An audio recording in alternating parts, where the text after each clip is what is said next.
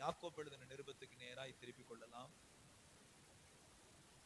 யாக்கோப்பு எழுதின நிருபத்துக்கு நேராய் எல்லாரும் திருப்பிக் கொள்ளுங்கள். யாக்கோப்பு எழுதின நிருபத்துக்கு நேராய் எல்லாரும் திருப்பிக் கொள்ளுங்கள். அதிலே 1ஆம் அதிகாரம், யாக்கோப்பு எழுதின நிருபம் 1ஆம் அதிகாரம் எல்லாரும் திருப்பிக் கொள்ளுங்கள். யாக்கோப்பு எழுதின நிருபம் 1ஆம் அதிகாரத்துக்கு நேராய் திருப்பிக் கொள்ளுங்கள். அதிலே 26வது வசனத்தை நாம் வாசிக்க கேட்போம். உங்களில் ஒருவன் தன் நாவை அடக்காமல் தன் இருதயத்தை வஞ்சித்து தன்னை தேவ பக்தி உள்ளவன் என்று எண்ணினால் அவருடைய தேவ பக்தி வீணாயிருக்கும். இங்கே வேத வசனத்தை கவனியுங்கள். உங்களில் ஒருவன் தன் நாவை அடக்காமல் தன் இருதயத்தை வஞ்சித்து தன்னை தேவ பக்தி உள்ளவன் என்று எண்ணினால் அவனுடைய தேவ பக்தி வீணா இருக்கும். இந்த சொற்றொடரை கவனியுங்கள். இன்னைக்கு என்னுடைய செய்தியினுடைய தலைப்பு என்னவென்றால், வெற்றி வாழ்க்கை வாழ்வதற்கு நாவை எப்படி பயன்படுத்துவது, வெற்றியுள்ள ஒரு வாழ்க்கை வாழ்வதற்கு நாவை நாம் எப்படி பயன்படுத்த வேண்டும், அதான் இன்றைக்கு செய்தியினுடைய தலைப்பு. இங்கே பக்தன் யாக்கோபு சொல்லுகிறார், உங்களில் ஒருவன் தன் நாவை அடக்காமல், நல்ல கவனிங்க, உங்களில் ஒருவன் தன் நாவை அடக்காமல். அப்ப நல்ல கவனிச்சு பாருங்க, மேலே குறிப்பிடப்பட்டிருக்கிறது நாவை அடக்க ஒருவரால முடியாதுன்னு சொல்லுது. நாவை அடக்க ஒருவரால முடியாது, நாவை அது அடங்காதது அப்படி சொல்லப்பட்டிருக்கிறது. நாவு என்னது? அடங்காதுன்னு சொல்லுது. நாவு என்ன சொல்லப்படுகிறது? அடங்காததுன்னு சொல்லப்படுகிறது. நாவை அடக்க ஒருவரால என்ன செய்யாதான்? கூடாதுன்னு சொல்லப்பட்டிருக்கிறது. அப்ப தேவ பிள்ளைகள் இங்கே கவனிக்க வேண்டும், நாவு தான் நம்முடைய வாழ்க்கையில ரொம்ப முக்கியமான ஒரு பகுதி. சரீரத்தில் இருக்கிற எல்லா அவயங்களை காட்டிலும் நாவு ரொம்ப முக்கியமான ஒரு காரியம். இந்த நாவுல ஒரு உலக அளவிலே ஒரு சென்சஸ் எடுத்திருக்காங்க. ஒரு நாளைக்கு ஆம்பளைங்க எத்தனை முறை பேசுறாங்க, வாயை திறந்து பேசுறாங்கன்னா 28,000 முறை ஒரு நாளைக்கு வாயை திறந்து பேசுறாங்க, வார்த்தைகள் பேசுறாங்க. பெண்கள் எவ்வளவுங்க பேசுறாங்க அப்படின்னு கேட்டா 32,000 முறை பேசுறாங்க. 4,000 மடங்கு என்னது? 4,000 மடங்கு கூட பேசுறாங்க. ஒரு நாளைக்கு சராசரியா 28,000 முறை ஆண்கள் பேசுறாங்கன்னா, அதுல பெண்கள் 32,000 முறை பேசுறாங்க. மருத்துவத்துறையில இருக்கிற சிலருக்கு இந்த சென்சஸை பத்தி தெரியும். அப்ப தேவ பிள்ளைகள், நீங்க அறிய வேண்டிய ஒரு சத்திய காரிய கவனிங்க. நாவல நாம பேசுறோம், வேதத்துல என்ன சொல்லப்பட்டிருக்குதுன்னா, வார்த்தையின் மிகுதியாலே பாவம் இராமல் போவாது அப்படி சொல்லப்படுது. வார்த்தையின் மிகுதியாலே பாவம் இராமல் போகாதுன்னு சொல்லப்படுகிறது. அப்ப வார்த்தையின் மிகுதியாலே பாவம் மனுஷனுக்குள்ளாக என்ன செய்யுது? வருது. அப்ப இந்த நாவை முதல்ல அடக்கி ஆள தெரிய வேண்டும். நாவை அடக்கி ஆள தெரிய வேண்டும். இங்க பாருங்க, வேதம் என்ன சொல்லுகிறது என்று நீங்க கவனிச்சு பார்த்தீங்கன்னா, சங்கீதம் 39ஆம் அதிகாரம் 1வது வசனத்திலிருந்து 3வது வசனம் வரைக்கும் ஒரு வார்த்தை பயன்படுத்துகிறார், தாவீது பயன்படுத்துகிறார். பாருங்க, சங்கீதம் 39 அதுல 1லிருந்து 3 வசனம் வரைக்கும் பாருங்க. என் நாவினால் பாவம் செய்யாதபடிக்கு நான் என் வழிகளை காத்து துன்மார்க்கன் எனக்கு முன்பாக இருக்கும் மட்டும் என் வாயை கடிவாளத்தால் அடக்கி வைப்பேன் என்று. என்னுடைய வாயை கடிவாளத்தினால என்ன செய்வேன்? அடக்கி வைப்பேன் அப்படிங்கிறாரு. இங்க 2வது வசனத்துல சொல்றாரு, நான் மௌனமாகி. நல்ல கவனிங்க, சங்கீதம் 39ல நான் மௌனமாகி ஊமையா இருந்தேன், நலமானதை பேசாமல் அமர்ந்திருந்தேன், ஆனாலும் என் துக்கம் அதிகரித்தது. இப்ப என்ன சொல்ல வர்றாரு பாருங்க, நான் மௌனமாகி ஊமையா இருந்தேன், நலமானதையும் பேசாமல் அமர்ந்திருந்தேன், ஆனாலும் என் துக்கம் என்னது? அங்க பாருங்க, துக்கம் அதிகரித்தது என்று சொல்லிட்டு 3வது வசனத்துல சொல்றாரு, என் இருதயம் எனக்குள்ளே அனல் கொண்டது. என் இருதயம் எனக்குள்ளாக என்ன செய்து? அனல் கொண்டது. மௌனமா இருந்தீங்கன்னா, வாயை திறக்காம மௌனமா இருந்தீங்கன்னா, இருதயத்துக்குள்ள ஒரு கிரியை உண்டாகுது. என்ன தெரியுமா? ஒரு அக்கினி மூழுது. நாங்க நல்லா கவனிச்சு பாருங்க. இப்ப அதிராம்பட்டினம் ஒரு ஊருக்கு போயிட்டு திரும்பி வரோம். நானும் ரூபன் பிரதரும் திரும்பி வரோம். கார்ல வந்துகிட்டு இருக்கோம். இருக்கும்போது ஒரு பாஸ்டர் கூட, இன்னொரு பாஸ்டர் ஒருத்தர் வராரு என் கூட. அவரு, நானு, ரூபன் பிரதர் 3 பேரும் போயிட்டு வந்துகிட்டு இருக்கோம் அதிராம்பட்டினம் தாண்டினோன்னா ஒரு ஆட்டோக்காரன் எனக்கு நேரா வந்துட்டான். அப்ப நான் ஒரு பிரேக் போட்டேன். அது சாதாரணமான பிரேக் தான் போட்டேன், ரொம்ப வேகமாவும் பிடிக்கல. பிரேக் பிடிக்க கவனிக்காம அவர் என்னது போன்ல பாட்டுல அலப்பிக்கிட்டே வரான் மனுஷன். போன்ல என்னது சொல்லு கேட்கலன்னா ஆளை தூக்கிடுவோம் அப்படின்னு சொல்லி என்னது பேசுறாரு. அவருக்கு ஏதோ இடம் பிரச்சனை. சொல்லி பாரு, கேட்கலன்னா ஆளை தூக்கிடுவோம் பாஸ்ட் பேசிக்கிட்டே வர்றாரு. என்னடா இந்த ஆள் ஒண்ணுமே என்ன சொன்னாலும் அடங்க மாட்டாரு அப்படின்னு சொல்லி நானும் மனசுல நினைச்சுட்டு சொல்ல முடியல. பேசிக்கிட்டே வர்றாரு. ஒரு ஆட்டம் முன்னாடி வந்துட்டான். வந்தோடனே பிரேக் போட்டான். போய் தலை என்னது போய் கண்ணாடியில போய் பொட்டுன்னு முட்டி கண்ணாடி என்னது காரு கண்ணாடி தெரிச்சிருச்சு. பாத்தீங்களா, காரு கண்ணாடி அங்க தெரிச்சிருக்கும். நீங்க போகும்போது பாத்துட்டு போ. அதுக்கப்புறம் பட்டுக்கோட்டை வர வரைக்கும் அந்த மனுஷன் பேசவே இல்லை. அவரை பட்டுக்கோட்டையில இறக்கி விடணும். நான் பட்டுக்கோட்டை வர்ற வரைக்கும் என்னது ஐயா இங்க இருந்து அவரை பட்டுக்கோட்டையில இருந்து கூட்டு போறேன். திருப்பி அங்கே பட்டுக்கோட்டையில கூட்டு போய் அங்க எங்களுக்கு ஒரு சின்ன வேலை, அந்த வேலையை முடிச்சுட்டு திருப்பி நாங்க வரோம். வர்ற வரைக்கும் என்னது எங்களுக்கு கொஞ்சம் உதவியா இருப்பாருன்னு சொல்லி அவரை கூட்டு போனா, அவர் போன பிடிச்ச மனுஷன் திருப்பி வர்ற வரைக்கும் பேசிக்கிட்டே வரான் மனுஷன். நான் உண்மையிலே நல்ல கவனிங்க, ரூபன் பிரதர் வந்தாரு கூட வந்தாரு. நான் உண்மையில வேணும்னுக்கே பிரேக் அடிக்கல. உள்ளுக்குள்ள ஆத்திரம் இருக்குது. போன பட மாட்டான் மனுஷன் அப்படின்னு ஆத்திரம் உள்ளுக்குள்ள இருக்குது. ஆனாலும் குறுக்க ஒரு ஆட்டம் வந்துருச்சு. ஆட்டம் வந்து பிரேக்க போட்டா அந்த பிரேக்ல என்ன வழுக்க தலை வேற. அந்த மனுஷன் நல்லா டம்மானு முட்டுனான். முட்டிட்டு கொஞ்சம் கிருகிருன்னு ஆயிடுச்சு. ஆளு கிருகிருன்னு ஆயிடுச்சு. ஆனா சத்தம் போடாம உட்கார்ந்து இருக்கிறாங்க. ஐயா நாம அடக்கலனா கர்த்தரே அடக்க வைப்பாரு. நம்ம அடக்கலனா கர்த்தரே என்ன செய்வாரு? அடக்க வைப்பாரு. அப்ப தேவ பிள்ளைகள் நம்ம கவனிக்கணும். நாம அடக்காம நம்ம தேவ பக்தி உள்ளவர்கள் என்று வெளியில காண்பித்தோமானால் அந்த தேவ பக்தி விருதா என்று சொல்லப்பட்டிருக்குது. அது வேஸ்ட்னு சொல்லுது. அப்ப தேவ பக்தி வந்து ரொம்ப அவசியமா இருக்குது நமக்கு. அந்த தேவ பக்திக்கு முதல் அடித்தளம் என்ன தெரியுமா? நாம அடக்கி ஆளணும். அங்க பாருங்க, நான் பேசாதபடிக்கு மௌனமாய் ஊமையா இருந்து நலமானதையும் பேசாமல் அமர்ந்திருந்தேன். அங்க பாருங்க, ஆனாலும் என் துக்கம் அதிகரித்தது. அதன் மத்தியிலே என் இருதயத்துக்குள்ளாக என்ன வந்ததுன்னா அனல் கொண்டது. ஹல்லேலூயா. நான் சொல்றேன், உங்களுக்கு பெரிய நீங்க ஃபயர் ஆகணும் அப்படின்னா தேவ சமூகத்துல அமைதியா இருக்கு. வாயை பதறி என்ன செய்ய? புத்தியுள்ள ஸ்திரீ தன் வீட்டை கட்டுகிறாள், புத்தி இல்லாத ஸ்திரீயோ தன் கைகளினாலே அவைகளை என்ன செய்கிறாள்? இடித்து போடுகிறாள் சொல்லப்பட்டிருக்குது. அப்படின்னா இந்த நாவு இருக்கு பாருங்க, நாவு ரொம்ப மோசமானதுதான். ஆனா அதை அடக்கி ஆள ஒரு விசுவாசிக்கு தெரிய வேண்டும். எதை பேசணும் எதை பேசக்கூடாது அப்படின்னு என்ன செய்யணும்? தெரியணும். நல்ல கவனிங்க. ஒரு சகோதரர், எனக்கு ரொம்ப நெருங்கின சகோதரர், அவர் வந்து என் பொண்ணை போய் நான் இங்க கொடுத்தேன், அதை சரியா விசாரிக்காம கொடுத்துட்டேன் அப்படின்னு சொன்னாரு. அப்ப நீங்க எப்படி விசாரிப்பீங்க அப்படின்னு கேட்டேன். எல்லாரும் விசாரிச்சாங்க, ஏதோ சொன்னாங்க, கொடுத்துட்டேன் பாஸ்டர் அப்படின்னாங்க. நீங்க எப்படி பாஸ்டர் பாப்பீங்க அப்படின்னு கேட்டாரு. கொஞ்ச நேரம் அந்த நபரை பேச விட்டு நான் ஆன்னு வேடிக்கை பார்ப்பேன் அப்படின்னு. கொஞ்ச நேரம் பேச விட்டு அவங்களுக்கு ஏதாவது கலரி விட்டுட்டு நம்ம என்ன செய்யணும்? அமைதியா பார்க்கணும். அப்ப அவங்க பேச பேச பேச அவங்க ஸ்பிரிச்சுவலுடைய டெப்த் என்ன செஞ்சிரும்? ஆழம் தெரிய ஆரம்பிச்சிரும். ஆழம் என்ன செய்ய ஆரம்பிச்சிரும்? தெரிய ஆரம்பிச்சிரும். அப்ப நல்ல கவனிங்க, தேவனுடைய பிள்ளைகள் நல்லா கவனிச்சு பாருங்க. பேச ஆரம்பிச்சீங்கன்னா முதல்ல என்னது, எந்த அளவுக்கு இதுக்கு விஷயம் இருக்கு விஷயம் இல்லங்கிறது என்ன செஞ்சிரும்? தேவ பிள்ளைகளே கொஞ்சம் கவனிங்க. இப்ப ஜுரம் ஆயிடுச்சுன்னு வச்சுக்கோங்களேன், டாக்டர் என்ன செய்யறான் தெரியுமா? முதல்ல நாக்க நீட்டுங்கிறான். அப்ப ஜுரத்தோடைய விளைவு நாக்குல தெரியுது அவனுக்கு. நாக்குல கலர் எப்படி மாறி இருக்கு, டார்ச் அடிச்சு என்ன செய்வாரு? டாக்டர் பாப்பாரு. நாக்க நீட்ட வச்சு ஜுரம் எவ்வளவு இருக்குன்னு நான் டார்ச் அடிச்சு அப்புறம் நாடிய பிடிச்சு பாப்பாரு. நான் சொல்றேன், நம்ம சரீரத்துல எவ்வளவு ஜுரம் இருக்குங்கிறத டார்ச் அடிச்சு பாப்பாரு. நல்ல கவனிங்க, நம்முடைய வாழ்க்கையிலே நாவானது ரொம்ப முக்கியமான காரியம். திருவள்ளுவர் சொல்றாரு, யாவாராயினும் நாக்காக்க சோகப்பர் சொல்லிழுக்கப்பட்டு. யாராயிருந்தா நாவை என்ன செய்யணுமா? காக்கணும். நாவை காக்காம என்னது அது? கடன்னு என்னது? அப்படி இருக்க கூடாது. நாவை ரொம்ப என்ன செய்யணும்? காக்கணும். யாரானாலும் என்னது, இந்த நாவை ரொம்ப கவனமா காக்கணும். தேவ பிள்ளைகளே, இங்கே ஒரு வசனத்தை நான் உங்களுக்கு சொல்லி காட்ட விரும்புகிறேன். வேத வசனத்தை சற்று என்னோடு கூட பாருங்க.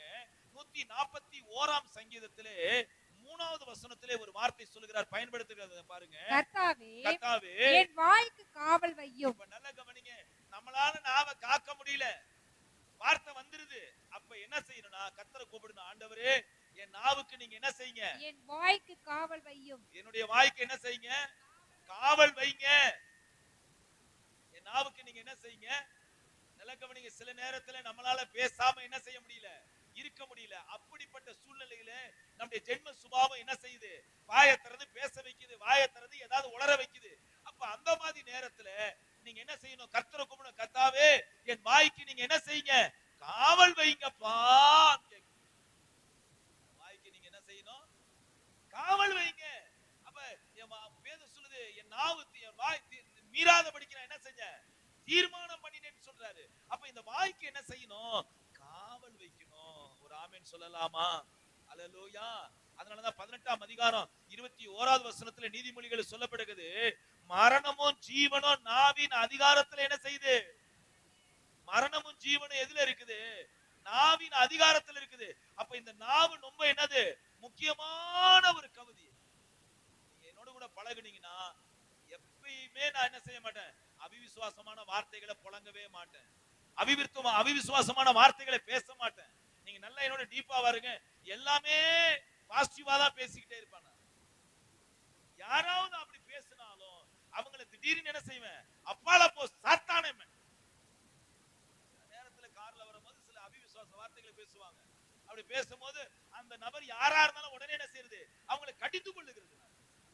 ஏனா வேதம் சொல்லுகிறது, இந்த நாவில தான் கர்த்தர் என்னத்தை வச்சிருக்கிறாரு, ஜீவனை வச்சிருக்கிறாரு. அல்லேலூயா. மரணமும் ஜீவனும் நாவின் அதிகாரத்திலே கர்த்தர் வைத்திருக்கிறார். நீங்க எந்த விதமான வார்த்தைகளை பயன்படுத்தி கொண்டிருக்கிறீர்கள், கர்த்தருடைய வார்த்தைகளை பயன்படுத்தி கொண்டிருக்கிறீர்களா? வேதம் சொல்லுகிறது, ஆசாரியன் உடலை நீதியினால் காக்க கடவன், காரணம் அவனுடைய வாயிலிருந்து தேவனுடைய வார்த்தையை எதிர்பார்ப்பார்கள் என்று சொல்லப்பட்டிருக்கிறது. அப்ப நாவிலே என்ன செய்ய வேண்டும், தேவனுடைய வார்த்தையை புழங்க வேண்டும், தேவனுடைய வார்த்தையை பேச வேண்டும். ஹலோ தேவ பிள்ளைகளே, உங்க வாழ்க்கையிலே தேவ வார்த்தையை அதிக நேரம் பேசுகிறீங்களா, இல்லது தேவையில்லாத நபர்களை குறித்து அதிக நேரம் பேசுகிறீங்களா? நாவை காக்காவிட்டால் வியாதி உன்னை விட்டு வெளியே போகவே போகாது. நாவை காக்க வேண்டும், நாவை அடக்க வேண்டும். அதுதான் தேவபக்தி என்று சொல்லப்பட்டிருக்கிறது. வேதத்திலே அழகாய் சொல்லப்பட்டிருக்கிறது. யாக்கோபு 1ஆம் அதிகாரம் 26வது வசனத்தில் சொல்லப்பட்டிருக்கிறது, நாவை ஒரு மனுஷன் அடக்காமல் நான் தேவபக்தியாய் ஜீவிக்கிறேன் என்று சொன்னால் அவனுடைய பக்தி விருதாவா இருக்கிறது என்று சொல்லப்பட்டிருக்கிறது. அல்லேலூயா. இந்த வசனத்தை பாருங்கள், யாக்கோபு 1ஆம் அதிகாரம் 26வது வசனத்தை மறுபடியும், ஒருவன் தன் நாவை அடக்காமல் உங்களில் ஒருவன் தன் நாவை அடக்காமல் தன் இருதயத்தை வஞ்சித்து தன்னை தேவ பக்தி உள்ளவன் என்று எண்ணினால். தேவ பிள்ளைகளே கவனிச்சு பாருங்க, ஒருவன் தன் நாவை, உங்களில் ஒருவன் தன் நாவை அடக்காமல். ஐயா, உங்க நாவை நீங்க அடக்கலனா உங்க இருதயத்தை தான் வஞ்சிக்கிறீங்க, மத்தவன் இருதயத்தை அல்ல. மத்தவன் இருதயத்தை நீங்க புண்படுத்தலாம், உடைக்கலாம், என்ன செய்யலாம், நீங்க என்னென்னமோ செஞ்சிடலாம். ஆனா உங்க நாவை நீங்க அடக்கலனா உங்க இருதயத்தை நீங்க தான் வஞ்சிக்கிறீங்க. நீங்க கர்த்தருடைய பிள்ளைகளே, அந்த வசனம் சொல்லுது, உங்களில் ஒருவன் தன் நாவை அடக்காமல் இருந்தால் அவன் தன் இருதயத்தை வஞ்சித்து தன்னை தேவ பக்தி உள்ளவன் என்று எண்ணினால், தன் தேவ பக்தி உள்ளவன் நீ நினைச்சினா அவனுடைய தேவ பக்தி வீணா இருக்கும். உன் தேவ பக்தி எப்படி இருக்குது, வீணா இருக்குது. அப்ப நாவை என்ன செய்யணும், காத்துக்கொள்ளணும். ஐயா, நாவை என்ன செய்யணும், காத்துக்கொள்ள வேண்டும். ஒரு ஆமென் சொல்லலாமா? அல்லேலூயா, அல்லேலூயா. நாவை என்ன செய்யணும், நீங்க காத்துக்கொள்ளணும். நாவை என்ன செய்யணும், காத்துக்கொள்ளணும். நமக்கு இந்த வாயில பாத்தீங்கன்னா 32 பல்லு இருக்கு. எத்தனை பல்லு இருக்கு? இந்த 32 பல்லையும் வச்சு என்ன செஞ்சிடுவோம், அது அப்படியே ஒரு உமிழ் நீர்ல எப்பொழுதும் என்ன செய்யுது, இந்த பல்லு அப்படியே என்ன செய்யுது, அப்படியே மூடி வச்சிருக்குது. இந்த நாக்கை எப்பொழுதும் தண்ணியில போட்டு என்ன செஞ்சிருக்கிறாரு, தண்ணியில போட்டு இந்த நாக்குல எப்போதும், அதாவது உமிழ் நீர் இந்த நாக்குல சுரக்கல்னு வச்சுக்கோங்களேன், ரொம்ப ஆபத்தாயிரும். உமிழ் நீர் என்ன செஞ்சுக்கிட்டு இருக்கணும், சுரந்துகிட்டே இருக்கணும் இந்த நாவுல. அது சுரக்கலனா இது பாஸ்பரஸ் விட ரொம்ப டேஞ்சரானது. பாஸ்பரஸ் வந்து தண்ணியிலே இருக்கணும். அந்த தண்ணியில இருக்கிற பாஸ்பரஸ் எடுத்து ஒரு வீட்டு மேல அப்படியே தூவினீங்கன்னு வச்சுக்கோங்களேன், கொஞ்ச நேரத்துல அது என்ன செய்யறோம், எரிய ஆரம்பிச்சிடும். அதனாலதான் அந்த நாக்கை போட்டு ஆண்டவர் உமிழ் நீர்ல அப்படியே என்ன செஞ்சு வச்சிருக்கிறாரு. ஏன்னா அந்த நாவு என்னது, அக்கினி. அதனாலதான் ரோமர்கள் நிருபம் 3ஆம் அதிகாரம் 13வது வசனத்திலே அப்போஸ்தலனாகிய பவுல் அத பகிரங்கமா சொல்றாரு. ரோமர்கள் நிருபம் 3ஆம் அதிகாரம் 13வது வசனத்தை படிங்களே. அவர்கள் தொண்டை திறக்கப்பட்ட பிரேத குழி. தங்கள் நாவுகளால் வஞ்சனை செய்கிறார்கள். நாவுகளாலே வஞ்சனை செய்கிறார்கள். அவருடைய உதடின் கீழே பாம்பின் விஷம் இருக்கிறது. அவருடைய உதடுல என்ன இருக்குதா? பாம்பின் விஷம். என்ன இருக்குது? விஷம் இருக்குதுங்க. எப்ப யார கொத்துன்னு தெரியாது. எத்தனையோ பேர் இந்த நாவுல கொத்தி கொத்தி கொத்தி கொத்தி என்ன செஞ்சிருக்கீங்க? அவங்கள ரொம்ப டேமேஜ் ஆக்கிருக்கீங்க நீங்க. இந்த நாவை கொத்தி கொத்தி என்ன செய்றீங்க? டேமேஜ் ஆக்கிருக்கீங்க. ஆனா நம்முடைய நாவு எப்படி தெரியுமா இருக்கணும்? அது தேனும் பாலுமா இருக்கணுமா? நான் சொல்லல, வேதம் சொல்லுது. நம்முடைய நாவு எப்படி இருக்கணும்? அந்த வசனம் படிச்சிருக்கீங்களா? நம்ம நாவு எப்படி தேனும் பாலுமா? நீங்களா அந்த வசனத்தை படிச்சது இல்ல நீங்க? பாருங்க, உன்னத பாட்டின் புஸ்தகத்தை எடுத்துக்கொள்ளுங்களேன். உன்னத பாட்டின் புஸ்தகத்தை எடுத்து பாருங்க. அந்த உன்னத பாட்டின் புஸ்தகத்துல ஒரு வார்த்தை சொல்லுது. 4:11 படிங்க. 4:11 படிங்க. என் மனவாளியே, என் மனவாளியே, உன் உதடுகளிலிருந்து தேன் ஒழுகுகிறது. உன் உதடுகளிலிருந்து என்ன ஒழுகுது? தேன் ஒழுகுது. ஐயா, மனவாட்டி சபைக்கு என்ன ஒழுகணும்? தேன் ஒழுகணும். அதுக்கு பதிலு என்னது?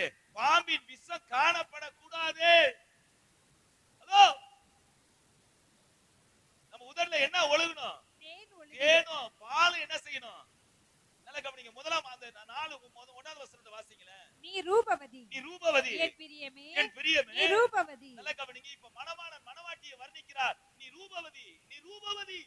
இந்த ரூபவதிக்கு என்ன தெரியுமா அழகு? என் மணவாளியே, உன் நாவில என்ன இருக்குது? தேன் ஒழுகிறது. அடுத்தது என்னது? உன் நாவின் கீழ் தேனும் பாலும் இருக்கிறது. தேனும் பாலுமா இருக்குது. ஐயா, மணவாட்டி திருச்சபையே, தேவனுடைய பிள்ளைகளே, நம்முடைய நாவில என்ன இருக்குது? தேனும் பாலுமா இருக்குது. அது அப்படி இருந்தா கர்த்தருக்கு ஸ்தோத்திரம். அப்படி இல்லனா என்ன தெரியுமா இருக்குது? பாம்பின் விஷத்தை வச்சிருக்கிறீங்க. எப்ப கக்குன்னு தெரியல. இருக்கீங்களா? ஹலோ, நம்முடைய நாவில என்ன இருக்குது? கூட பிறந்த சகோதரியோட பேச முடியல, கொத்துது சகோதரி. கூட பிறந்த சகோதரனோட பேச முடியல, கொத்துறான் சகோதரன். ஐயா, ஒரே விசுவாசி, ஒரே திருச்சபை விசுவாசி, ரெண்டு பேரும் பேசிக்கிட்டு இருக்கும் போது என்னது? விஷத்தை அப்படியே கக்குது. ஒரு சகோதரன் இன்னொரு சகோதரனை பார்த்து என்னது? ரொம்ப கக்குது. நான் சொன்னேன், கர்த்தருடைய வசனத்தை சொல்லி கடிந்து கொள்ளுகிறதை குறித்து நான் சொல்லவில்லை. ஒரு வசனத்தை ஒரு மனுஷனை கண்டிக்கிறது குறித்து நான் சொல்லவில்லை. சும்மாவே தேவையில்லாம அன்எக்ஸ்பெக்டடா என்னது? விஷத்தை கக்குது. வேதம் சொல்லுது, என் மனவாளியே, உன்னுடைய நாவில என்ன இருக்குது? தேனும் பாலும் இருக்கிறது. தேனும் பாலும் இருக்குது. ஆனா யாருக்கு அது என்ன செய்ய முடியல? எடுத்து பயன்படுத்த முடியல. இந்த நாவில ஒருத்தவங்களை என்ன செய்ய முடியல? பாசமா பேச முடியல, அரவணைக்க முடியல, ஆறுதலான வார்த்தையை சொல்ல முடியல. இப்ப கொஞ்சம் கவனிங்க. இந்த நாவில என்ன இருக்கு? ஆறுதலான வார்த்தை இருக்க வேண்டும். அதான் தேனும் பாலும். கவனிக்கிறீங்களா வசனத்தை? தேனும் பாலும். இந்த தேனும் பாலுக்கு பதிலாக இப்ப என்ன இருக்குது? பாம்பின் விஷம் இருக்குது. 3:13 சொல்றாரு, பாம்பின் விஷம் இருக்கு. நம்முடைய நாவெல்லாம் இன்னைக்கு என்ன செய்ய வேண்டும்? பார்க்க வேண்டும். நம்ம நாவு என்ன பேசி கொண்டிருக்குது? நம்முடைய நாவு என்ன செயல்பட்டு கொண்டிருக்கிறது? இந்த நாவல எத்தனை பேரை புறம் பொறிக்கிட்டு இருக்கோம்? எத்தனை பேரை என்ன செய்யறோம்? நம்ம தவறா பேசிக்கிட்டு இருக்கோம். யோபு பக்தன் சொல்றாரு, 6ஆம் அதிகாரம் 24வது வசனத்திலிருந்து வாசிங்களேன். யோபு 6ஆம் அதிகாரம் 24வது வசனத்திலிருந்து வாசிங்களேன். யோபின் 6வது அதிகாரம் 24வது வசனத்திலிருந்து வாசிங்க. எனக்கு உபதேசம் பண்ணுங்கள். நல்ல கவனிங்க. எனக்கு உபதேசம் பண்ணுங்கள், நான் மௌனமா இருப்பேன். நல்ல கவனிங்க. எனக்கு உபதேசம் பண்ணுங்கள். நான் என்ன இருக்கிறேன்? மௌனமா இருக்கிறேன். நான் எதிலே தவறினேனோ? நல்ல கவனிங்க. இது ப்ராப்ளம் இல்லைங்க. பக்தன் யோபு சொல்றாரு, எனக்கு உபதேசம் பண்ணுங்கள். எனக்கு நீங்க என்ன செய்யுங்க? உபதேசம் பண்ணுங்கள். யோபு 6:24 சொல்றாரு, எனக்கு உபதேசம் பண்ணுங்கள், நான் மௌனமா இருப்பேன். சில நேரத்துல யாருக்காவது உபதேசம் பண்ணா சொன்னாலே இவன் பெரிய யோகியனா, இவன் பெரிய ஆளா, இவன் பெரிய ஆளா, அவ்வளோ பெரிய மனுஷன், தேவனிடத்திலே சாட்சி பெற்ற மனுஷன். பூதேசத்திலே யோபு தான் என்னது? பெரிய செல்வ சீமான். அவன் சொல்றான், தன்னுடைய நண்பர்களை பார்த்து சொல்றான், எனக்கு உபதேசம் பண்ணுங்க, நான் மௌனமா இருக்கிறேன். நான் எந்த காரியத்திலாவது தவறினது உண்டானால் அதை எனக்கு நீங்க தெரியப்படுத்துங்கன்னு சொல்றான். அப்படி ஒரு காரியத்தை ஒரு மனுஷனிடத்திலே ஆறுதலாய் வந்து அதை தெரியப்படுத்தினால் கர்த்தருக்கு ஸ்தோத்திரம், கர்த்தருக்கு மகிமை. ஆனா அந்த மனுஷனை தேவையில்லாத வார்த்தையினால என்ன செய்யக்கூடாது? அலப்பக்கூடாது. கீழே 25 வாசிங்க. செம்மையான வார்த்தைகளில் செம்மையான வார்த்தைகளில் எவ்வளவு வல்லமை உண்டு, செம்மையான வார்த்தைகள் எவ்வளவு வல்லமை உண்டு. வல்லமை உண்டு. உங்கள் கடிந்து கொள்ளுதலினால் காரியம் என்ன? நல்ல கவனிங்க. கடிந்து கொள்ளுகிறதுனாலே காரியம் என்ன? இப்ப நிறைய பேர் எடுத்தோன்னே என்ன செய்வாங்க, அப்பதான் கடிந்து கொள்றதே இருக்கு. கடிந்து கொள்ள வேண்டியதுதான். கடிந்து கொள்றதுல ஒரு காரியமே இல்ல. ஆனா வேதம் சொல்லுது செம்மையான வார்த்தையில் என்ன இருக்குது, வல்லமை உண்டு. கர்த்தருடைய வசனத்தை சொல்லி காட்டுங்க. வீட்டுல இருக்கிற பிள்ளைகளுக்கு சொல்லி கொடுங்க. அவங்களுக்கு இந்த வார்த்தையை சொல்லி கொடுங்க. அது வல்லமை செய்யும், அது கிரியை செய்யும். அதுக்கு வல்லமை உண்டு. அதுக்கு ஒரு ஆமென் சொல்ல மாட்டீங்களா? சத்தமா ஒரு அல்லேலூயா சொல்ல மாட்டீங்களா? அப்ப இந்த செம்மையான வார்த்தைகளை என்ன செய்யுங்க, வீட்டாளுக்கு சொல்லி கொடுங்க. அடுத்த வார்த்தை கீழே வாசிங்க. அவர்களுடைய வார்த்தைகளிலே என்னது? நம்பிக்கை அற்றவருடைய வார்த்தைகளை, நம்பிக்கை அற்றவர்களுடைய வார்த்தைகளை காற்றிலே விட்டு விடுகிறீர்களோ? என்ன சொல்றாரு? நம்பிக்கை அற்றவர்களுடைய வார்த்தையை காற்றிலே விட்டு விடுகிறீர்களோ? சில நேரத்துல நம்பிக்கை இல்லாத ஜனங்கள் இருக்காங்க. அவங்க சில வார்த்தைகளா நம்மகிட்ட என்ன செய்றாங்க, சொல்றாங்க. ஆனா அதுல காட்டுல விடுற போல விட்டுறோம் நம்ம. கீழே வாசிங்க தொடர்ந்து. இப்படி செய்து திக்கற்றவன் மேல் நீங்கள் விழுந்து உங்கள் சிநேகிதருடைய படுகொலியை வெட்டுகிறீர்கள். நாக்கு வந்து இவ்வளோ வேலையை செஞ்சிருக்கு. தேவ பிள்ளைகள், நீங்க கவனிக்க வேண்டிய ஒரு சத்தியம் என்ன தெரியுமா? இந்த நாவை ரொம்ப ஜாக்கிரதையா பயன்படுத்தணும். இந்த நாவை என்ன செய்யணும்? ரொம்ப ஜாக்கிரதையா பயன்படுத்தணும். சங்கீதம் 34 அதிகாரத்துல 13வது வசனத்துல என்ன சொல்றாரு பாருங்க. சங்கீதம் 34. என் நாவை பொல்லாப்புக்கும் உன் நாவை பொல்லாப்புக்கும் உன் உதடுகளை கபடு வசனிப்புக்கும் விலக்கி காத்துக்கொள். என்ன சொல்றாரு? உன் நாவை பொல்லாப்புக்கும். கவனிங்க, இது எல்லாரும் சேர்ந்து படிக்கலாமா? எல்லாரும் சேர்ந்து படிப்போமா? பைபிள் எடுத்துக்கோங்க. 34 அதிகாரம், சங்கீதம் 34 அதிகாரம் 13வது வசனத்தை எல்லாரும் திருப்பிக் கொள்ளுங்கள். வாசிங்க அந்த பகுதியை. உன் நாவை பொல்லாப்புக்கும். அப்படி படிக்க கூடாது, தப்பா படிக்கிறீங்க. அப்படி படிக்கணும். நல்லா கவனிங்க. எப்பொழுதும் நம்ம என்ன செஞ்சிட்டோம், இந்த நாக்கு வந்து எப்போதும் மத்தவங்கள சொல்லியே என்னது, இந்த நாவை நமக்கே சொல்லி காட்டும். இப்ப எல்லாரும் படிப்போமா? என் நாவை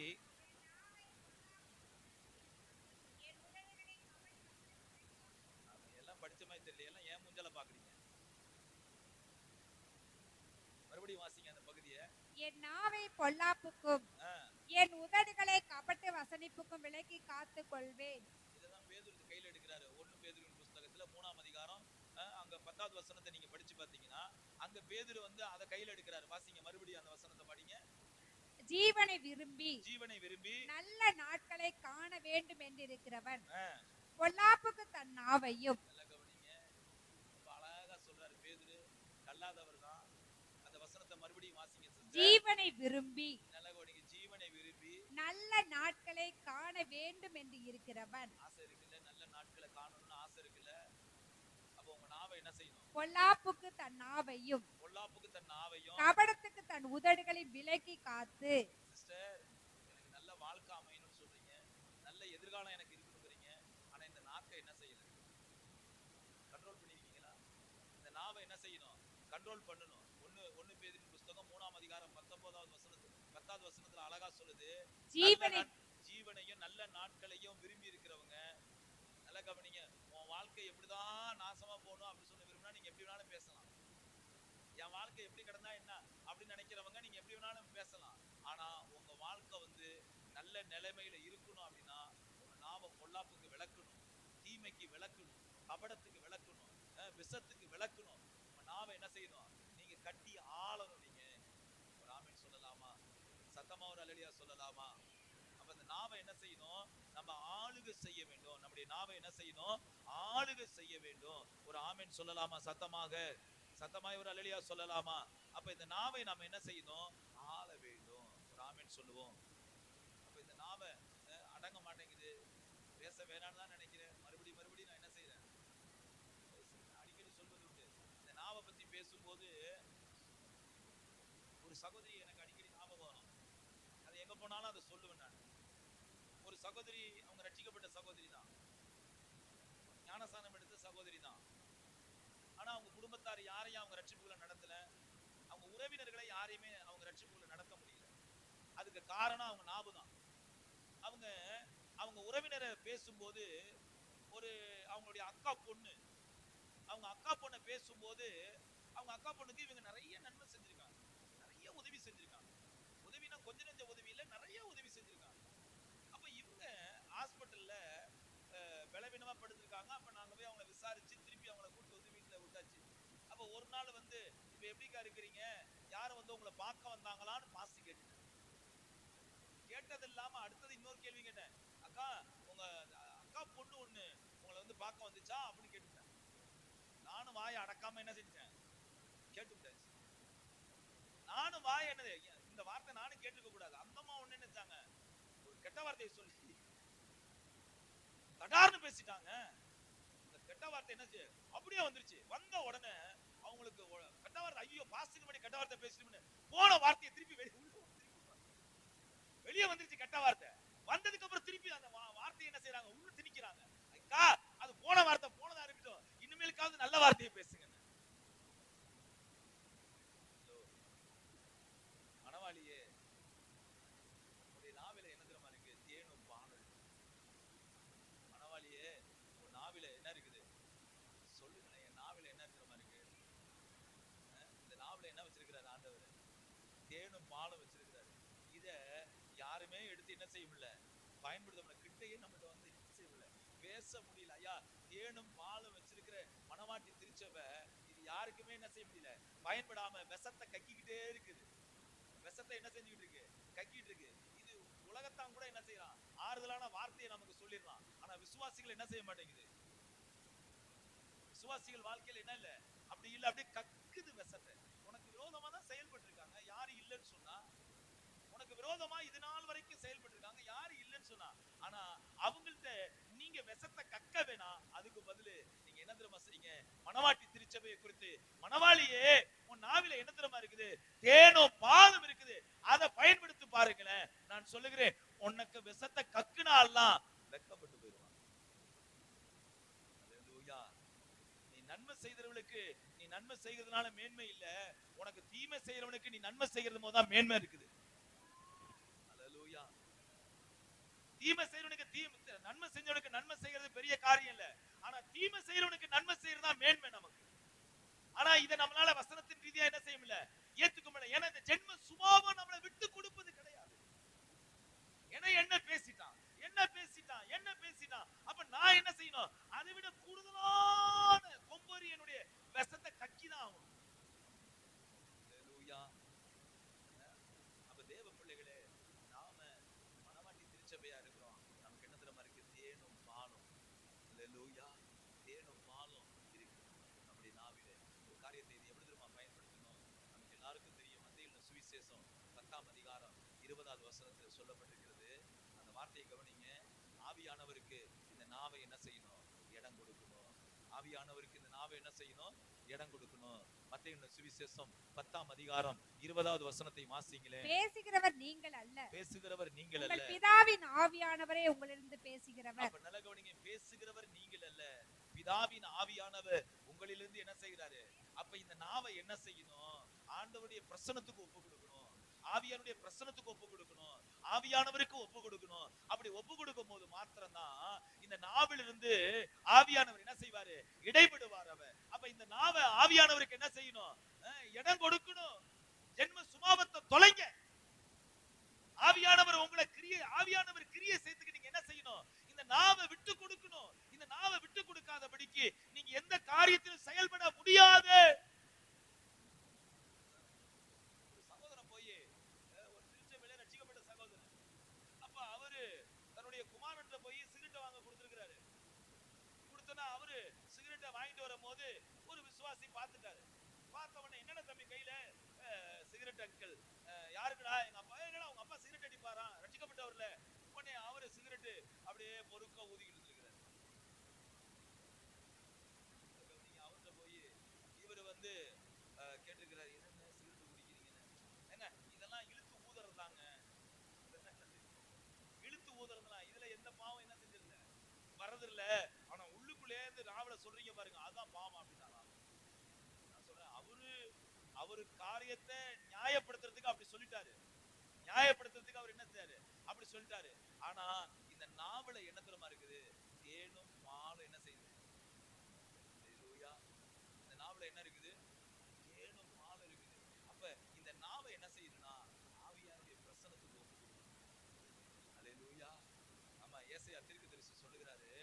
ஐயோ அதமானே, நான் பரியாச உதடுக்குள்ள மத்தியிலே வாசம் பண்ணுகிறேன், நான் பரியாச உதடு உள்ளவன் என்று தன்னை ஒப்பு கொடுக்கும் போது வானத்தில் இந்த அக்கினி வந்து அவருடைய நாவை என்ன செய்ததாம்? தொட்டது. அல்லேலூயா. அப்ப இந்த நாவை என்ன செய்யணும்? ஆவியானுடைய பிரசன்னத்துக்கு என்ன செய்யுங்க? ஒப்பு கொடுங்க. அல்லேலூயா. எல்லாரும் அப்படியே கண்களை மூடுங்க. எல்லாரும் கண்களை மூடுங்க. எல்லாரும் கண்களை மூடுங்க. பிரசங்க முடியல, எல்லாரும் கண்களை மூடுங்க. இருக்கிற இடத்துல ஆண்டவரே இந்த நாவுல உங்க ஆள்காட்டி விரல வச்சுக்கோங்க. இந்த உங்க நாவுல இந்த ஆள்காட்டி விரல, இந்த நாவுல ஆண்டவரே உம்முடைய பிரசன்னத்தை கட்டளையிடுங்க. ஆண்டவரே ஆண்டவரே ஆண்டவரே, சங்கீதக்காரன் தாவீது சொன்னானே, அப்பா ஆண்டவரே கர்த்தாவே என்னுடைய வாய்க்கு காவல் வைங்கன்னு சொன்னானே அப்பா. ஆண்டவரே இப்போது காவல் வைக்கும்படியாக இந்த நாவை உம்முடைய பிரசன்னத்தினாலே நிரப்புவீராக. இந்த நாவை உம்முடைய பிரசன்னத்தினாலே நிரப்புவீராக. கர்த்தாவே நிரப்புவீராக. இதிலே பாலும் தேனும் ஆண்டவரே பிரவாகித்து வரட்டும். ஆண்டவரே நாவை காத்துக்கொள்ளுங்க. எத்தனை நாவை காத்துக்கொள்ளுங்க. ஆமென். அல்லேலூயா. இந்த நாவை என்ன செய்யணும்? ஆவியானுடைய பிரசன்னத்துக்கு ஒப்பு கொடுத்துட்டீங்க. இப்ப பாருங்க, இதுல என்ன தெரியுமா செய்யணும்? 71ஆம் சங்கீதத்துல நீங்க இப்ப படிங்க, 23 24 படிங்களே. இப்ப இந்த நாவு தேவ பிரசன்னத்துக்கு ஒப்பு கொடுத்தாச்சு. இந்த நாவு இப்ப என்ன செய்ய போகுது பாருங்க. நான் முடிக்கிறேன். இந்த நாவு என்ன செய்ய போகுது பாருங்க. 71 23 24 படிங்களே. நான் பாடும்போது என் உதடுகளும் நீர் மீட்டுக்கொண்ட என் ஆத்துமாவும் கம்பீரித்து மகிழும். அல்லேலூயா. இப்ப சங்கீதக்காரன் தாவீது சொல்லுகிறார், நான் பாடும்போது என் உதடுகளும் நீ மீட்டுக்கொண்டுதானே என் ஆத்துமாவை கம்பீரித்து என்ன செய்யணும்? மகிழும். இந்த நாவிலே என்ன தெரியுமா செய்ய ஆரம்பிக்கணும்? பாட ஆரம்பிக்கணும். இந்த நாவிலே கர்த்தரை என்ன செய்ய ஆரம்பிக்கணும்? பாட ஆரம்பிக்கணும். எத்தனை பேர் பாடுறீங்க வீட்டுல? எத்தனை பேர் கர்த்தருடைய சமூகத்துல உண்மையா சொல்றீங்க? நான் பாடுறேன் வீட்டுல, நான் துதிக்கிறேன் வீட்டுல. இந்த நாவல நீங்க பாட ஆரம்பிச்சிட்டீங்கன்னா, துதிக்க ஆரம்பிச்சிட்டீங்கன்னா, நான் சொல்லுகிறேன் மத்த எந்த காரியத்துக்கும் வேலை கிடையாது. அல்லேலூயா. எத்தனை பேர் ஆமென் சொல்ல போறீங்க? நீங்க சபையில கூட நீங்க அமைதியா வந்து உட்கார்ந்து நின்னுங்க, பக்கத்துல இருக்கிறவங்க திரும்பி பாப்பீங்க. ஐயா சபையில உட்கார்ந்து நீ துதிச்சிட்டே இருக்கீங்க, அவனை திரும்பி பாக்குற நீ. சில சகோதரியை பாப்ப சபையில உட்கார்ந்து சிஸ்டர் நீ துதிக்க கண்ண மூடி துதிக்க ஆரம்பிச்சிட்டீனா உனக்கு அடுத்த வேலை இல்ல. இந்த நாவல துதிக்க ஆரம்பிச்சிட்டா அடுத்த வேலை என்ன செய்ய முடியாது? நாவல ஒரு வேலை தான் கொடுக்க முடியும். மூளையில இருதயத்துல 2-3 வேலையை கொடுக்கலாம். ஆனா நாவல ஒரு வேலை தான் கொடுக்க முடியும். ஒன்னு சாப்பிடுனா சாப்பிட்டுட்டே இருக்கும். ஆனா இந்த நாவல ஒரே ஒரு வேலை கர்த்தரை துதிக்க ஆரம்பிச்சிட்டீங்களா, வேற வேலை என்ன செய்ய முடியாது. அதை பிஸி ஆக்கிரணும். அதனாலதான் சங்கீதக்காரன் தாவீது சொல்றாரு, கர்த்தரை எக்காலத்திலும் ஸ்தோத்திரிப்பேன், அவர் துதி எப்போதுமே நாவிலே இருக்கும். கையை தட்டி நல்ல பலமா கையை தட்டி அல்லேலூயா. ஷகலபா துரகலபா சந்தரபலபா ரகதரியா துரபலபா கதரபலபா சந்தரபலபா ரிகதுரபலபா. உங்க நாவை கர்த்தர் தொடட்டும். அல்லேலூயா. அப்ப இந்த நாவை என்ன செய்யணும்? நான் சொல்றேன், இப்படி சொல்றது கூட தப்புதான். நான் அந்த வீட்டுக்குள்ள போனேன்னா ஒரு பிசாசு பின்னாடியே வந்துச்சு. நீ சொல்லிட்டு போன அது பின்னாடியே தான் வரும். நீ சொல்லிட்டே போன அது பின்னாடியே தான் என்ன செய்யுது? வருது. நான் சொல்றேன், அந்த நாவை அப்படி புலங்கவே கூடாது. அந்த நாவை என்ன செய்ய கூடாது? அப்படி புலங்க கூடாது. அந்த வீட்டுல போனா அப்படி விறுவிறுன்னு இழுச்சு. ஐயா விறுவிறுன்னு இழுச்சுன்னா நாவை திறந்து கடிந்து கொள்ளு. இயேசுவின் நாமத்துல இந்த கிரியை எல்லாம் இயேசுவின் நாமத்துல இருந்து சுத்தரிக்கப்படுவதாக சொல்லுங்க. நாவல கர்த்தர் என்ன செய்கிறார்? அபிஷேகத்தை வச்சிருக்கிறார்ல, அந்த அபிஷேகத்தை இந்த நாவில என்ன செய்யுங்க? பயன்படுத்துங்க. அதை விட்டு விறுவிறுன்னு இழுச்சுன்னா, நான் சொன்ன நீ சின்னடி விறுவிறுன்னு இழுச்சு நாவல சொல்லும் போதே அது உன் புடையை பிடிச்சி இழுக்கும், உன் வஸ்திரத்தை பிடிச்சி இழுக்கும், உன் முடியை பிடிச்சி இழுக்கும். இதெல்லாம் நடக்கும். நம்ம நாவல என்ன தெரியுமா இருக்கு? அதிகாரத்தை வச்சிருக்கிறாரு. மரணமும் ஜீவனும் நாவில அதிகாரத்துல வச்சிருக்கிறாரு. அல்லேலூயா. அந்த வீட்டுக்குள்ள போன ஒரு பிசாசை நீ எட்டி பாதிச்சு அதை இயேசுவின் நாமத்துல சபிச்சேன், அதை அப்படியே சுட்டரிக்கப்படுச்சு. அல்லேலூயா. ஒரு அம்மா ஒரு சிஸ்டருடைய தலையில கையை வைத்து ஜெபிச்சிச்சு. ஜெபிச்ச உடனே 10 தொலை நாகம் எழும்பி உன் தலையின் மேல நிக்கிறது. நான் இப்போது அந்த காட்சியை பார்க்கிறேன். அது உன்னை சும்மா விடாது.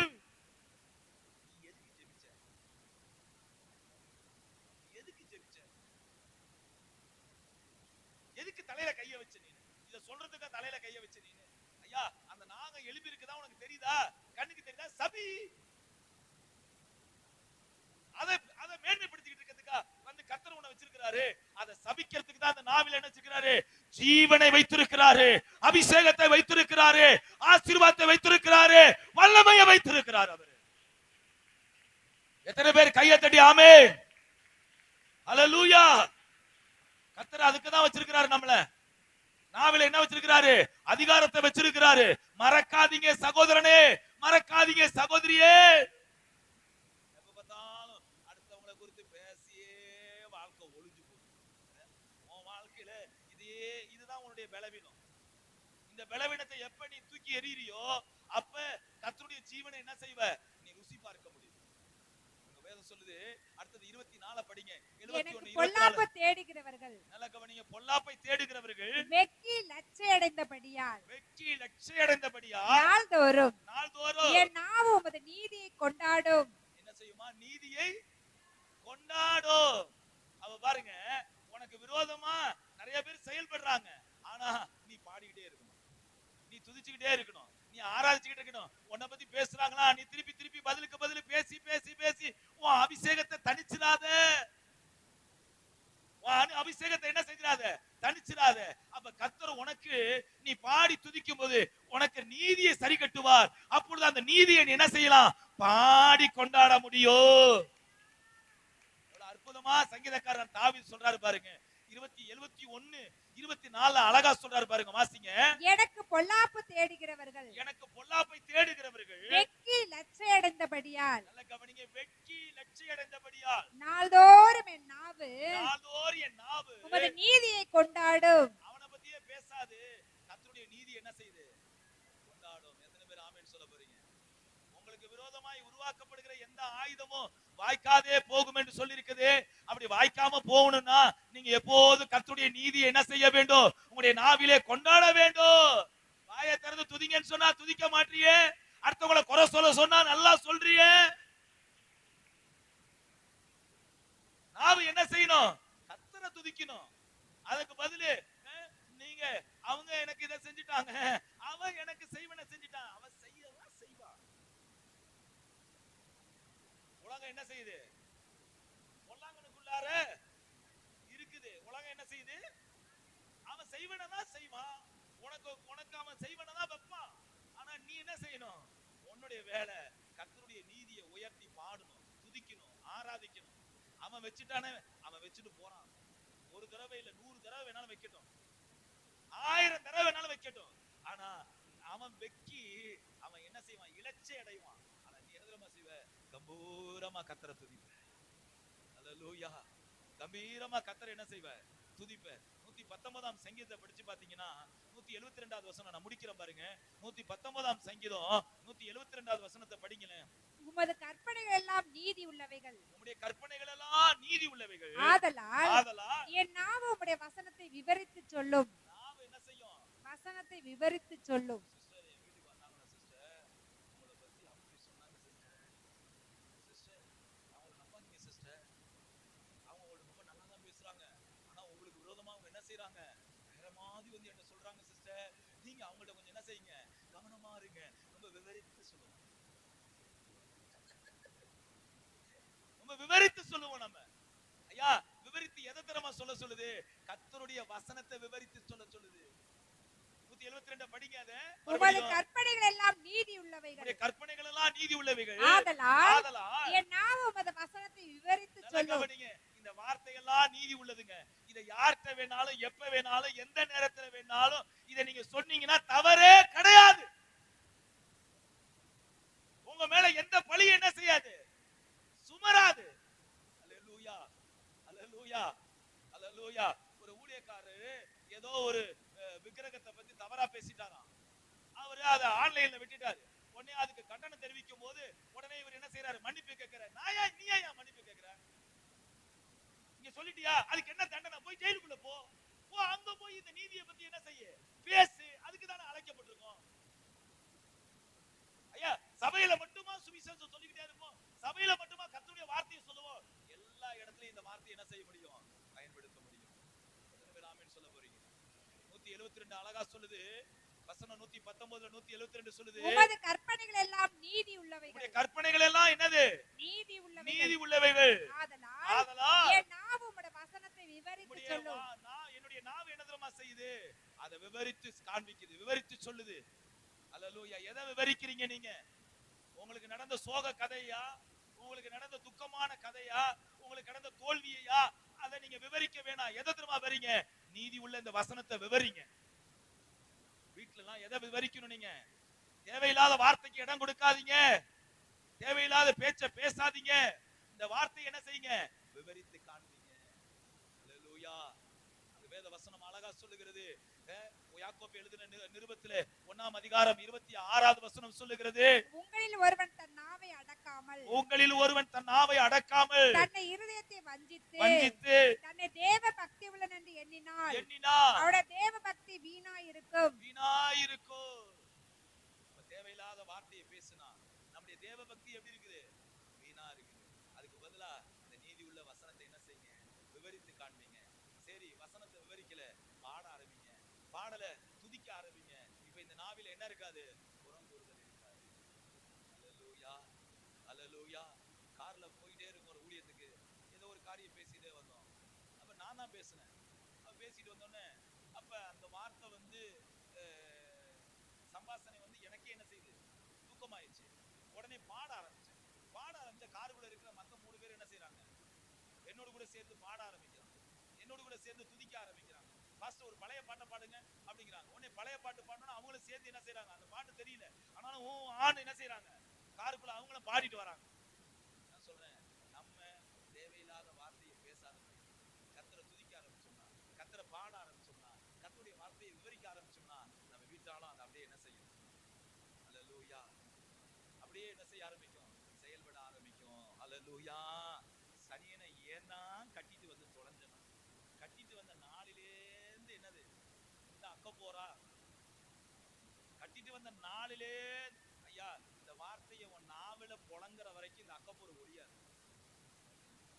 இந்த நாவல என்ன தெரியுமா செய்யணும்? வெட்கி சாத்தான் என்ன செய்யணும் தெரியுமா? லட்சை அடைய வைக்கணும். வெட்கி லட்சை அடைய வைக்கணும். அப்படின்னா கர்த்தரை என்ன செய்யணும்? துதிக்கணும். கர்த்தருடைய நீதியை பாடணும். அப்படி பாடும்போது தான் கர்த்தர் என்ன செய்யறது? மகிழ்ச்சி. அப்படி எல்லாரும் இருக்கிற இடத்துல எழுதுங்க. நான் போயிடாதீங்க, திருவிருந்தில கை வைக்கணும். எல்லாரும் இந்த பாட்டை பாடுவோமா? நான் பாடும்போது என் முதடு அல்லேலூயா, அல்லேலூயா. எல்லாரும் வாய்களை திறந்து கொஞ்ச நேரம் கர்த்தரை ஸ்தோத்திரம் பண்ணுங்க. இந்த வார்த்தைக்காக கர்த்தரை ஸ்தோத்திரம் பண்ணுங்க. என் நாவு மீறாதபடிக்கு நான் தீர்மானம் பண்ணுகிறேன். ஓ அல்லேலூயா. ஓ மணவாளி சபையே, உடைய நாவிலே தேனும் பாலும் இருக்கிறது. அதை மற்றவர்களுக்கு ஆறுதலான வார்த்தைகளை, காயம் கட்டுகிற வார்த்தைகளை பேசுங்க. காயத்தை ஆற்றக்கூடிய வசனங்களை பேசுங்க. காயப்படுத்துகிற வார்த்தைகளை என்ன செய்ய வேண்டாம்? பேச வேண்டாம். எல்லாரும் எழுந்து நின்று ஒப்பு கொடுங்க. உங்களுடைய நாவை ஒப்பு கொடுங்க. உங்களுடைய வாழ்க்கை ஜீவியத்தை ஒப்பு கொடுங்க. அங்கும் இங்கும் அலைந்து போக வேண்டாம். எழுந்து நின்று கர்த்தருடைய சமூகத்திலே, ஆண்டவரே என் நாவை சுத்திகரிங்க. ஆண்டவரே, ஏசாயா கேட்டானே, ஆண்டவரே என் நாவை சுத்திகரிங்க. நல்ல கவனிங்க. ஒரு சம்பவத்தை சொல்லுகிறேன், கவனிங்க. ஏசாயா தீர்க்கதரிசி, அவன் ஏறக்குறைய 5 ராஜாக்களுக்கு அவன் யாரு? தீர்க்கதரிசியா இருந்தான். அவன் காலத்திலே அவனுக்கு முன்பாக இருக்கிற மனுஷர்களை காட்டிலும் அவன் பரிசுத்தமானத்தான் காணப்பட்டான். வேதம் சொல்லுகிறது, உயரமும் உன்னதமான சிங்காசனத்திலே வீற்றிருக்கிறவரை என் கண்கள் கண்டது என்று ஏசாயா அறிக்கை செய்கிறான். ஏசாயா தீர்க்கதரிசன புத்தகம் 5ஆம் அதிகாரத்தில் நினைக்கிறேன், 1வது வசனத்தை வாசிங்க. 6ஆம் அதிகாரம் 1வது வசனத்தை வாசிங்க.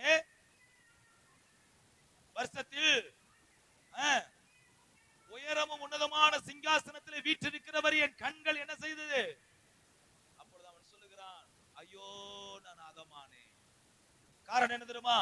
கேருபீன்களும் சேராபீன்களும் தங்கள் சட்டைகளை விரித்துக் கொண்டு சேனைகளின் கர்த்தர் பரிசுத்தர் பரிசுத்தர் பரிசுத்தர் என்று இடைவிடாமல் சொல்லிக் கொண்டிருக்கிறது அவன் கண்டான்.